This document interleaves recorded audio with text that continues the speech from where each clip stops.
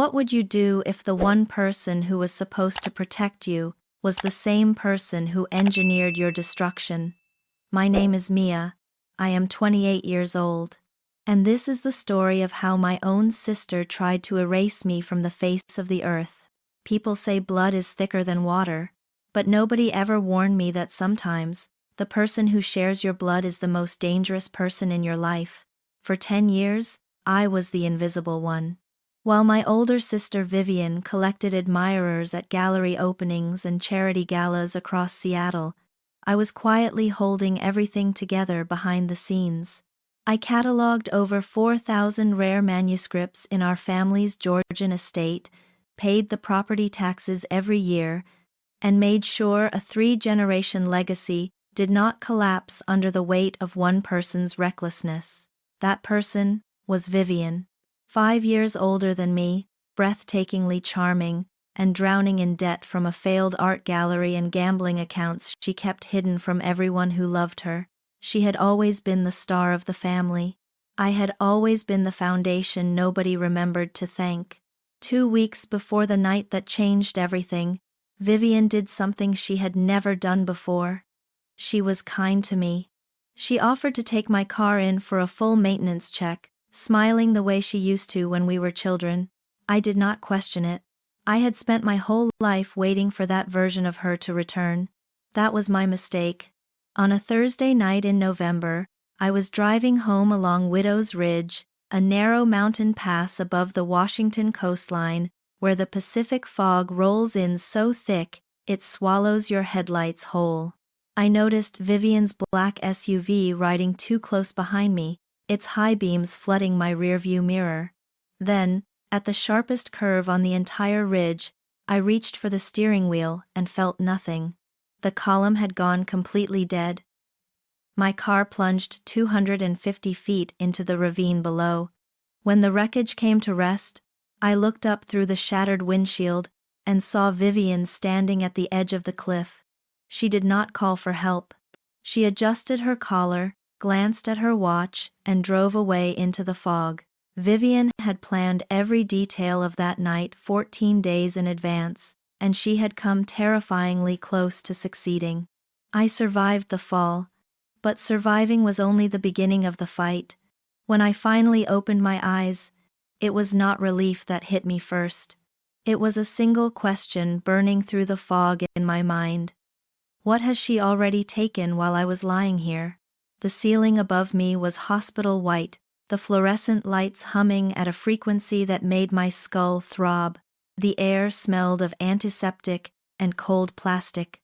A nurse named Sarah told me quietly that a couple out for a late evening walk had found me pinned inside the wreckage 6 hours after the crash, my body temperature dangerously close to the point of no return. 6 hours. Vivian had left me there and never once picked up the phone. Sarah hesitated before she told me the rest. 7 days into my stay, a woman in a floor-length fur coat had walked up to the front desk, set my purse on the counter without a word, and turned to leave. No questions about my condition, no signature of any kind. Before she disappeared through the lobby doors, she had left a handwritten note on the counter that read, "She will not be needing these anymore." Sarah had kept that note tucked into her own pocket instead of throwing it away. That small instinct would later become one of the most important pieces of evidence in the entire case. I was still processing that when I heard it, the sharp, deliberate rhythm of designer heels in the hallway outside my room. I closed my eyes and went completely still. Vivian stopped at the nurse's station just outside my door, and her voice shifted into the trembling, grief-stricken register she had been performing for people her entire life.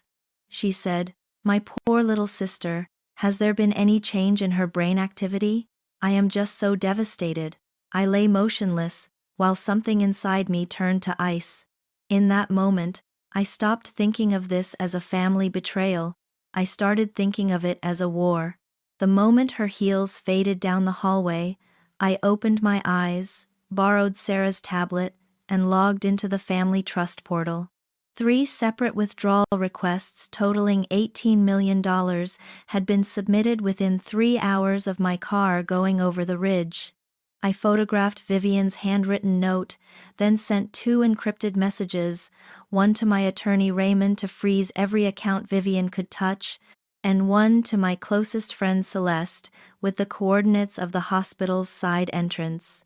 When Vivian returned with emergency guardianship documents and an expression of practiced sorrow, she walked into room 6 and found an empty bed.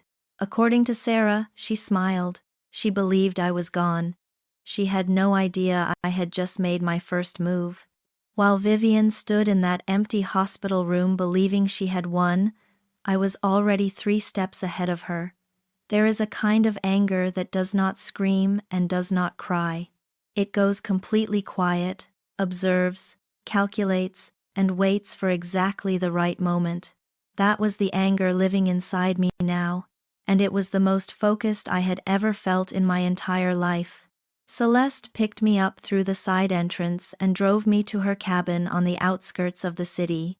It was there that we learned what Vivian had done next. Using her influence as my supposed next of kin, she had paid the owner of a private impound lot in cash to have my silver sedan destroyed before 5 in the morning, before any forensic team could examine it. We drove to the lot at 1 in the morning. The air was so cold it turned every breath into vapor, and the industrial yard stretched ahead of us like a graveyard of crushed steel under a single pale security light. We found my car near the back, sitting fewer than 10 feet from a massive hydraulic crusher, its engine already humming somewhere in the darkness. I dropped to my knees and crawled under the front end of the wreckage. The smell of burnt rubber and engine oil was overwhelming. My hands were trembling from the cold, but the beam of my flashlight was perfectly steady. Then I found it. The steering linkage had not failed from the impact of the crash. It had been cut with surgical precision, designed to hold together under normal driving conditions and fail completely only when maximum pressure was applied at a sharp turn. Someone had engineered my death down to the geometry of a single curve on Widow's Ridge. Celeste was filming everything in 4K when she whispered urgently behind me, "Mia, the machine is running. We have to go right now." I did not move. I said, "1 more minute. I need this angle." We cleared the lot with 4 minutes to spare before the crusher reduced my car to scrap metal. The evidence was saved. The truth was on record. Back at the cabin, Celeste pulled up the live feed from a security camera installed inside the family estate 2 days earlier. What I saw stopped the air in my lungs. Vivian had transformed our family's Georgian library into a private auction house, the chandelier casting a warm golden glow over glass display cases holding the most valuable pieces of our parents' $35 million manuscript collection. She moved through the room in a silk gown, whispering to each investor that her poor sister's brain had stopped responding and that this was a once-in-a-lifetime opportunity. Then I watched her lift my father's personal handwritten journal from a velvet display stand and hand it to an antiques dealer. I had promised my father I would keep that journal for the rest of my life. She sold it for $200,000 without blinking. That was the moment the tears came, the only time during this entire ordeal that I could not hold them back. I sat in that dark cabin and let myself feel it fully, the grief, the betrayal, the rage. Then I wiped my eyes, straightened my back, and looked at the footage still recording on Celeste's camera. That was the last time I cried. From that moment forward, there were no more tears. There was only evidence. The evidence from the impound lot was secured, the auction footage was saved, and now it was time to dismantle everything Vivian had built on top of my silence. She believed she was the hunter in this story. What she never considered was that the person she had left for dead had spent the last 2 weeks setting a trap she would never see coming. Raymond arrived at Celeste's coastal cabin the following morning, with 3 banker's boxes and an expression that told me everything before he said a single word. We spent the next several hours conducting a full forensic audit of every account Vivian had touched since our parents passed. What we uncovered was not just reckless spending, it was a deliberate, systematic theft carried out over years. She had drained hundreds of thousands of dollars from the family library preservation fund and routed it into her failing gallery and gambling accounts registered in Macau and Las Vegas. She had pledged the entire manuscript collection as collateral to 3 separate creditors without any legal authority. And then Raymond found something that made even his steady voice go quiet. 2 property transfer contracts dated 3 years earlier, both bearing the forged signatures of our parents, signed when they were still alive, and had authorized nothing of the kind. Vivian had been building this exit strategy long before I ever went over that ridge. I signed the revocation of her power of attorney without hesitation. Raymond looked up and said, "She will receive the legal notice in about 2 hours." I held his gaze and said, "That is exactly enough time for her to arrive at the gala, just as we planned." The annual charity gala at the Harrington Grand Hotel was everything Vivian loved: marble floors, crystal chandeliers, and a room full of wealthy people she could perform for.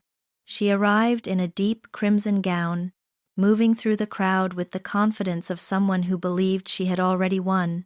I was already inside, standing behind a heavy velvet curtain near the back of the ballroom, the white bandage still wrapped around my head, watching her every move. Then I stepped out from behind that curtain and walked toward the center of the room. The silence spread outward like a stone dropped into still water, table by table, until the entire ballroom had gone completely still. Vivian turned around, and for one unguarded moment, the performance collapsed entirely. The champagne glass slipped from her fingers and shattered against the marble floor like a gunshot. Then she recovered, pointed at me, and screamed for security, shouting that I had escaped from a psychiatric hold and needed to be removed immediately. It was her last move, and she played it without hesitation. But Raymond was already walking out from behind the stage, flanked by 3 detectives from the Major Crimes Unit. He gave a single nod toward the sound booth. The speakers crackled to life with a recorded voice. The court had authorized law enforcement to capture weeks earlier. The voice was unmistakably Vivian's. "Give me 3 more days. She is not gone yet, but I will handle it. Tell the mechanic the car needs to be crushed before morning. Nobody can find that steering linkage." The room went absolutely silent, and then, one by one, every investor she had been courting took a slow, deliberate step backward. That was when Nurse Sarah stepped forward, looked Vivian directly in the eye, and said in a clear, steady voice, "Vivian, she was never your patient. She has been a protected police witness from the moment she opened her eyes." The handcuffs closed around Vivian's wrists with a sound I will never forget. She looked back at me one final time, her eyes burning not with regret, but with pure fury at having been outmaneuvered. She was searching for the sister who used to step aside and stay quiet. That version of me no longer existed. The woman who had stood in that ballroom in handcuffs sat at the defense table 3 months later, looking like a completely different person. The courtroom was hushed and still, the kind of silence that only exists when something irreversible is about to happen. The judge read the verdict slowly and clearly. Guilty on all counts, including premeditated attempted murder, grand larceny, and criminal forgery of legal documents. The sentence was 15 years in a maximum security facility, with no possibility of parole for the first 8. When those words landed, Vivian did something I had never seen her do in 23 years of being her sister. She cried. Not the performative grief she had rehearsed for hospital corridors and charity galas. These were real tears, and they had nothing to do with remorse. They were the tears of someone who had lost control of the outcome for the first time in her life.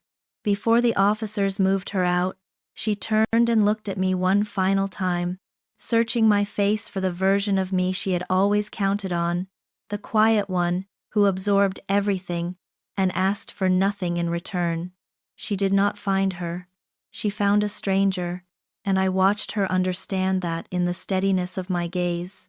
I sold the Georgian estate shortly after the trial, letting it go to a young family with 3 children for $12 million. I stood on the front steps the morning they moved in and listened to those kids running through the hallways, and I felt nothing but peace. I donated the entire manuscript collection to the University of Washington, fulfilling the exact wish my parents had expressed before they passed, and that Vivian had nearly sold away forever. With the trust funds fully restored, I established the Emerald Coast Foundation, dedicated to cultural preservation and support for survivors of family-based financial abuse. For the first time in my adult life, the resources I had protected for years were being used to build something real. Several months later, on a gray, rainy afternoon, I found a plain white envelope in my mailbox, bearing Vivian's handwriting. I stood in front of my fireplace for a long time, feeling the weight of everything it might contain: an excuse, a manipulation, one final attempt to reopen a door I had already closed permanently. Then I placed it into the fire without opening it and watched the paper curl and blacken into ash. As the last edge disappeared into the flame, I exhaled slowly and fully, in a way I had not been able to do in years. If you are listening to this and you have ever been the invisible one in your own family, the one who holds everything together while someone else takes all the credit, I want you to hear this clearly. Your silence was never weakness. It was strength being stored up for exactly the right moment. Do not let anyone treat your kindness as an asset they are entitled to withdraw from whenever they choose.